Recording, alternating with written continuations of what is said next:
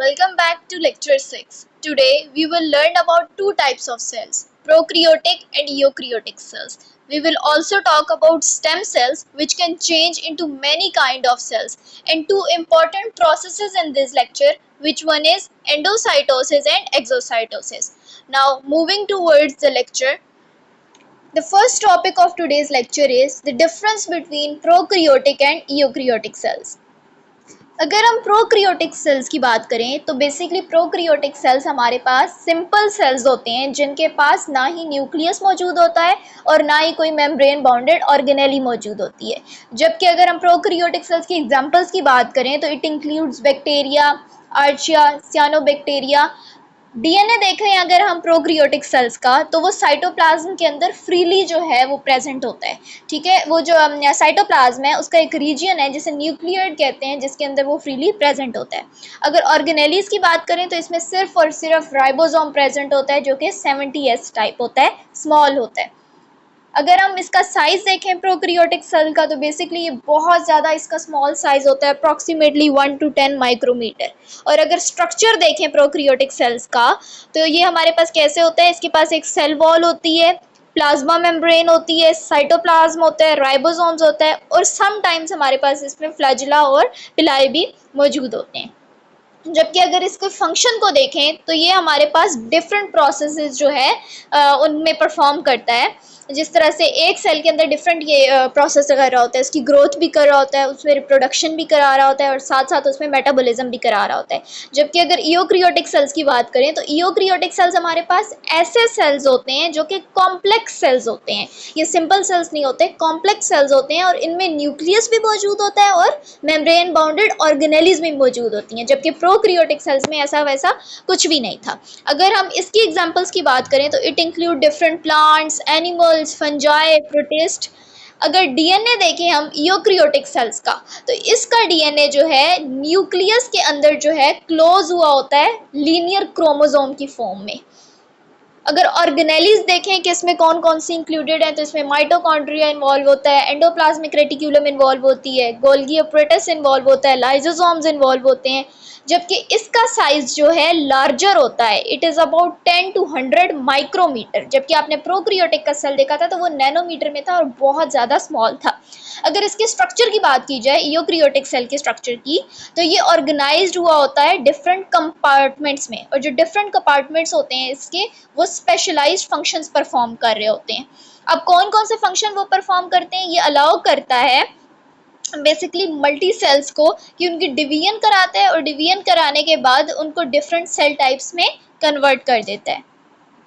अगर हम बेसिक सा डिफरेंस देखें तो प्रोकैरियोटिक सेल में न्यूक्लियस एब्सेंट होता है जबकि यूकैरियोटिक सेल में प्रेजेंट होता है।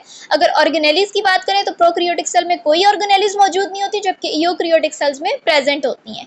अगर डीएनए देखें तो प्रोकैरियोटिक सेल में सर्कुलर फॉर्म में डीएनए मौजूद होता है इनसाइड द न्यूक्लियस, जबकि यूकैरियोटिक सेल में लीनियरली जो है डीएनए मौजूद होता है। अगर राइबोसोम्स की बात करें तो प्रोकैरियोटिक का साइज बहुत ज़्यादा स्मॉल था, उसमें 70S राइबोसोम्स होते हैं जबकि यूकैरियोटिक सेल्स में 80S राइबोसोम्स प्रेजेंट होते हैं। सेल टाइप देखें तो प्रोकैरियोटिक सेल बेसिकली यूनिसेलुलर है और यूकैरियोटिक टाइप जो है वो यूनी भी हो सकता है और मल्टी सेलुलर भी हो सकता है। और अगर एग्जांपल्स देखें तो प्रोकैरियोटिक सेल्स इन्वॉल्व बैक्टीरिया और archaea, while eukaryotic cells involve plants, animals और fungi. Now moving towards next topic, that what are stem cells. अब स्टेम सेल्स हमारे पास क्या होते हैं, बेसिकली स्टेम सेल्स ऐसे स्पेशल किस्म के सेल्स होते हैं जो कि फर्दर डेवलप होते हैं डिफरेंट टाइप ऑफ सेल्स में अंडर सुटेबल कंडीशंस में। अगर हम बात करें बॉडी में या फिर लैब की कंडीशंस में, इन्हें डिवाइड कराया जाता है डॉटर सेल्स में। अब जो ये डॉटर सेल्स हैं ये सेम है स्टेम सेल भी हो सकते हैं और फर्दर डिफ्रेंशिएट भी हो सकते हैं डिफरेंट स्पेशलाइज सेल में, जिस तरह nerve cells, blood cell, liver cell, heart cell, इनमें फर्दर डिफ्रेंशिएट हो जाते हैं। जबकि कोई भी और ऐसी सेल टाइप नहीं है जिसके पास नेचुरली ऐसी एबिलिटी मौजूद हो कि वो नए सेल्स की टाइप्स को बना सके। अगर सिंपली देखें तो हमारे पास स्टेम सेल्स क्या होते हैं, स्टेम सेल बेसिकली वो सेल है उसके पास यूनिक एबिलिटी है कि वो डेवलप हो जाता है into different type of cells in the body. अगर हम स्टेम सेल की टाइप्स की बात करेंगे, स्टेम सेल की कौन सी टाइप्स हैं, तो बेसिकली 3 मेन इसकी बायोलॉजिकल टाइप्स हैं और 5 फंक्शनल कैटेगरीज हैं। सबसे पहले अगर हम इसकी बायोलॉजिकल टाइप्स देखें तो कौन सी 3 बायोलॉजिकल टाइप्स हैं? Adult stem cells, embryonic stem cells और इंड्यूस्ड प्लूरिपोटेंट स्टेम सेल्स। जो अडल्ट स्टेम सेल्स होते हैं वो बेसिकली मेच्योर टिश्यूज में प्रेजेंट होते हैं और वो रिप्लेस करते हैं जितने भी हमारे पास डैमेज सेल होते हैं, उन्हें रिप्लेस कर देते हैं। ये बेसिकली हमारे पास इनका पोटेंशियल क्या है, ये मल्टीपोटेंट होते हैं। ये हमारे पास क्या करते हैं, ये जो है हमारे पास ऐसे सेल्स बनाते हैं, ये मल्टीपोटेंट होते हैं और ये सिर्फ certain type of cell types ही हमारे पास बना सकते हैं। अगर हम एम्ब्रियोनिक स्टेम सेल्स की बात करें तो embryonic stem cell basically embryos में पाए जाते हैं और ये सारे के सारे बॉडी सेल्स बनाते हैं।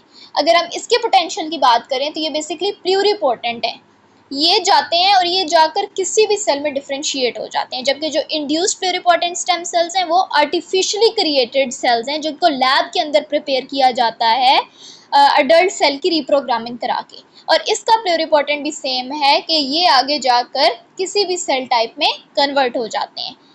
अगर हम इसकी फंक्शनल क्लासिफिकेशंस देखें तो 5 इसकी बेसिकली फंक्शनल क्लासिफिकेशंस हैं। देखें स्टेम सेल्स की तो functionally it is divided into 5 categories, और वो कौन कौन सी 5 कैटेगरीज हैं? That is totipotent, pluripotent, multipotent, oligopotent and unipotent. अगर हम इनकी एबिलिटी की बात करें तो सबसे पहले टोटिपोटेंट है, उसमें हमारे पास क्या होता है, उसके पास एक एबिलिटी है कि बेसिकली वो फॉर्म कर सकता है सेल की सारी टाइप्स को, चाहे वो एम्ब्रियोनिक हो या फिर एक्स्ट्रा एम्ब्रियोनिक टिश्यूज हो, उन सबको भी इंक्लूड करके ऑल टाइप ऑफ सेल्स की फॉर्मेशन करता है टोटिपोटेंट।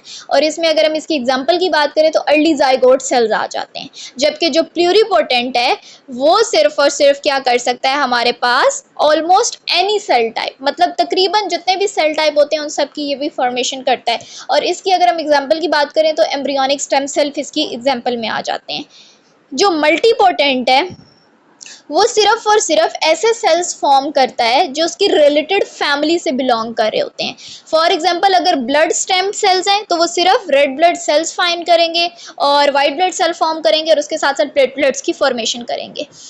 तो मल्टीपोटेंट ऐसे सेल हैं जो सिर्फ अपनी फैमिली रिलेटेड सेल्स की फॉर्मेशन करता है। जिस तरह ब्लड स्टेम सेल हैं तो वो क्या करेंगे, red blood cell, white blood cell, platelet, जितने ब्लड सेल्स हैं सिर्फ इसकी फॉर्मेशन करेंगे, उनका लिवर सेल से या किसी और सेल से कोई ताल्लुक नहीं होता। जबकि जो ओलिगोपोटेंट है वो कुछ रिलेटेड सेल टाइप्स की फॉर्मेशन करता है, जिस तरह लिम्फॉइड हो गए, माइलॉइड सेल्स हो गए, ये सारे ब्लड सेल से थोड़ा रिलेट करें तो वो इनकी भी फॉर्मेशन कर देता है। जबकि जो यूनिपोटेंट सेल है, यूनी नाम से समझ आ रहा है कि वो सिर्फ और सिर्फ एक सेल टाइप की क्या करता है, फॉर्मेशन करता है। For example muscle stem cell. Advantages और डिसएडवांटेजेस की बात करें इंड्यूस प्लूरिपोटेंट स्टेम सेल की, तो जो इसके एडवांटेजेस हैं वो क्या है कि ये तकरीबन के तकरीबन ऑलमोस्ट जो है सारी सेल टाइप्स की फॉर्मेशन करता है। ये अवॉइड करता है डिफरेंट एथिकल इश्यूज को जो बेसिकली एम्ब्रियोनिक स्टेम सेल के साथ रिलेट कर रहे होते हैं। उसके साथ साथ ये हमारे पास क्या करता है, ये पेशेंट के अपने सेल से क्या कर रहा होता है, नए सेल्स को फॉर्म कर रहा होता है, नए सेल की फॉर्मेशन कर रहा होता है। तो इसमें बेसिकली लोअर रिस्क होता है ऑर्गन की रिजेक्शन का। इसमें ऑर्गन रिजेक्शन इतनी ज़्यादा नहीं होती, क्यों? क्योंकि जो पेशेंट के अपने सेल होते हैं उन्हीं से बेसिकली ये नए सेल्स की फॉर्मेशन कर रहा होता है। जबकि इसके डिसएडवांटेजेस की अगर हम बात करें तो वो क्या है कि डिफरेंट अर्ली मेथड्स जो हैं, जिस तरह से रेट्रोवायरसेस हैं वो यूज़ किए जाते थे इनके सेल्स को रिप्रोग्राम करने के लिए, वापस से रिस्ट्रक्चर करने के लिए। जबकि ये वायरसेस जो हैं इंसर्ट करते हैं डीएनए को रैंडमली। अगर ये डीएनए को रेंडमली जो है इंसर्ट कर देंगे वायरसेस, तो उसकी वजह से हमारे पास क्या हो जाएगा, ये जितने भी कैंसर जीन्स हैं उनको एक्टिवेट कर देंगे, उनके प्रोसेस को ट्रिगर कर देंगे, जिसकी वजह से रिस्क हो जाता है अनकंट्रोल सेल ग्रोथ का और फाइनली ट्यूमर की फॉर्मेशन हो जाती है।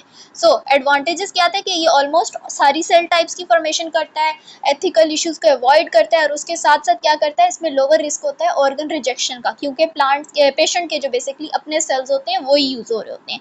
जबकि डिसएडवांटेजेस की अगर हम बात करें तो जितने भी अर्ली मेथड्स थे उसमें रेट्रोवायरस का इस्तेमाल किया जाता था बेसिकली सेल्स को दोबारा फॉर्म करने के लिए, लेकिन वो हमारे पास जो रेट्रोवायरस था वो क्या कर रहा था, वो डीएनए को रेंडमली इंसर्ट कर रहा था, जिसकी वजह से कैंसर जीन जो है ट्रिगर होती है और सेल की ग्रोथ अनकंट्रोल हो जाती है और फाइनली ट्यूमर डेवलप हो जाता है, जो इसका बहुत बड़ा डिसएडवांटेज है। Now we have a next topic that is endocytosis and exocytosis. Exocytosis basically ऐसे प्रोसेसेस हैं जो हमारे पास बल्क ट्रांसपोर्ट मैकेनिज्म में इन्वॉल्व होते हैं, जो हेल्प करते हैं जितने भी लार्ज मॉलिक्यूल्स हो गए, बैक्टीरिया हो गए या फिर वो वेस्ट हो गया जो लिपिड बाइलेयर से पास नहीं कर सकता, तो उन सब चीज़ों की जो ट्रांसपोर्ट है उसके लिए जो है ये हेल्प कर रहे होते हैं। जो एंडोसाइटोसिस है वो बेसिकली मटेरियल को मूव करते हैं सेल के अंदर इनटू द सेल, और जो एक्सोसाइटोसिस है वो मटेरियल को मूव करते हैं आउट ऑफ द सेल। दोनों में एनर्जी की ज़रूरत होती है, एटीपी की रिक्वायरमेंट होती है और ये एक्टिव ट्रांसपोर्ट प्रोसेस के थ्रू काम करते हैं। अब अगर हम बात करें सबसे पहले एंडोसाइटोसिस की, तो एंडोसाइटोसिस का मतलब क्या है कि सेल इनगल्फ करता है सब्सटेंस को, उसको रैप करता है, उसकी मेम्ब्रेन के अराउंड जो है रैपिंग की फॉर्मेशन करता है, उसके बाद एक वेजिकल बनाता है जो मटेरियल को कैरी करता है और फाइनली वो उसको इनगल्फ करके इनसाइड द सेल मूव करा देता है मटेरियल को। अगर हम एंडोसाइटोसिस की टाइप्स की बात करें तो बेसिकली दो टाइप्स हैं इसकी एंडोसाइटोसिस की। सबसे पहली टाइप है हमारे पास फैगोसाइटोसिस। अब फैगोसाइटोसिस क्या होता है? फैगोसाइटोसिस होता है पूरे के पूरे सेल को ईट कर जाना। सेल बेसिकली इनगल्फ कर लेता है, ईट कर लेता है लार्ज पार्टिकल्स को, जिस तरह बैक्टीरिया हो गए, फूड हो गए। उसके साथ साथ ये हमारे पास क्या करता है, फैगोसाइट्स के जो हैं इस प्रोसेस को बेसिकली कैरी कर रहे होते हैं। और फैगोसाइट्स में कौन कौन से सेल्स इन्वॉल्व होते हैं? Basically white blood cells involve होते हैं और एमीबा इन्वॉल्व होता है। अब जो सेल होते हैं वो एक्सटेंड कर जाते हैं सूडोपोडिया की तरफ। Pseudopodia is basically a false feet जो पार्टिकल के इर्द गिर्द सराउंड हुआ होता है। ये एक फैगोजोम बनाता है, वैक्यूल बनाता है सेल के अंदर। जितने भी हायर एनिमल्स होते हैं उनके अंदर बेसिकली एक डिफेंसिव मैकेनिज्म होता है, इस इन्फेक्शन के अगेंस्ट काम कर रहा होता है। अगर हम फैगोसाइटोसिस की एग्जांपल देखें तो इसकी एग्जांपल आ जाती है कि एमीबा फीडिंग या फिर वाइट ब्लड सेल जो पैथोजन को डिस्ट्रॉय करते हैं। और बेसिकली फैगोसाइटोसिस का काम क्या है कि वो पार्टिकल्स को इनगल्फ कर लेता है, सेल को ईट कर लेता है। अगर हम एंडोसाइटोसिस की दूसरे उसकी बात करें, दूसरे जो प्रोसेस है उसकी बात करें दूसरे टाइप की, तो वो क्या है? पिनोसाइटोसिस। अब पिनोसाइटोसिस क्या है? Pinocytosis is basically cell drinking. Phagocytosis क्या था हमारे पास? सेल ईटिंग, जबकि पिनोसाइटोसिस हमारे पास है सेल ड्रिंकिंग। अगर हम इसकी बात करें तो सेल क्या करता है, जितना भी लिक्विड या डिजोल्व सब्सटेंसेस होते हैं जिस तरह आइन हो गए, एंजाइम हो गए या फिर हार्मोन हो गए, उन्हें क्या करता है मेम्ब्रेन के अंदर फोल्ड करता है इनवर्ड अंदर की तरफ और एक पिनोसोम वेजिकल बना देता है। और इस तरह से वो पूरे के पूरे सेल को ड्रिंक कर लेता है, ना कि ईट करता है, बिकॉज इसमें लिक्विड मटेरियल इन्वॉल्व है। ये कॉमन होता है प्लांट सेल्स में भी और एनिमल सेल्स में भी। और अगर हम पिनोसाइटोसिस की एग्जांपल देखें तो बेसिकली न्यूट्रिएंट एब्जॉर्प्शन जितनी भी इंटेस्टाइनल सेल्स के अंदर हो रही होती है वो पिनोसाइटोसिस की एग्जांपल है।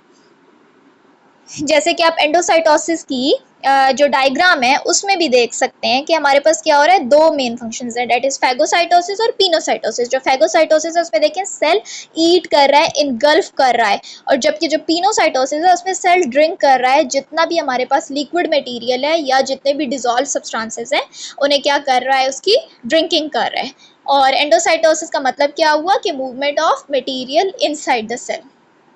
जबकि अगर हम एक्सोसाइटोसिस की बात करें तो एक्सोसाइटोसिस बेसिकली जो है हमारे पास एक रिवर्स प्रोसेस होता है जिसमें मटेरियल मूव करता है आउट ऑफ द सेल। अगर हम इसके स्टेप्स की बात करें तो सेल के अंदर एक वेजिकल बनती है जिसमें वेस्ट मटेरियल भी होता है और डिफरेंट सिक्रीशंस भी होती हैं। अब वो वेजिकल मूव करती है सेल मेम्ब्रेन की तरफ। जो वेजिकल है वो बेसिकली क्या है, फॉस्फोलिपिड बाइलेयर के साथ फ्यूज करेगी, उस सेल मेम्ब्रेन के साथ फ्यूज करेगी और जितना भी कंटेंट होगा उसको आउटसाइड द सेल क्या कर देगी, रिलीज कर देगी।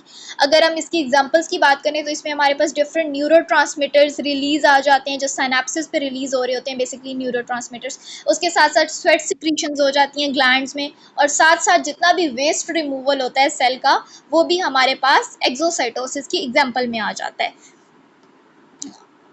की डिफरेंस अगर देखें दोनों में तो क्या है हमारे पास, एंडोसाइटोसिस बेसिकली क्या था, इनटू द सेल, जबकि एक्सोसाइटोसिस क्या है हमारे पास, out of the cell. Function की बात करें तो एंडोसाइटोसिस क्या करता है, इनटेक करता है डिफरेंट न्यूट्रिएंट्स की और पार्टिकल्स की, जबकि एक्सोसाइटोसिस क्या कराता है, रिलीज कराता है वेस्ट की और सिक्रीशन की। एग्जांपल्स देखें तो एंडोसाइटोसिस इन्वॉल्व फैगोसाइटोसिस, पिनोसाइटोसिस, जबकि exocytosis involve the example of neurotransmission release. So that's all from today's class. Prokaryotic cell, eukaryotic cell. I hope you understand that key differences clearly. Do not forget to like, share, subscribe for more easy biology lessons and stay tuned for the next topic.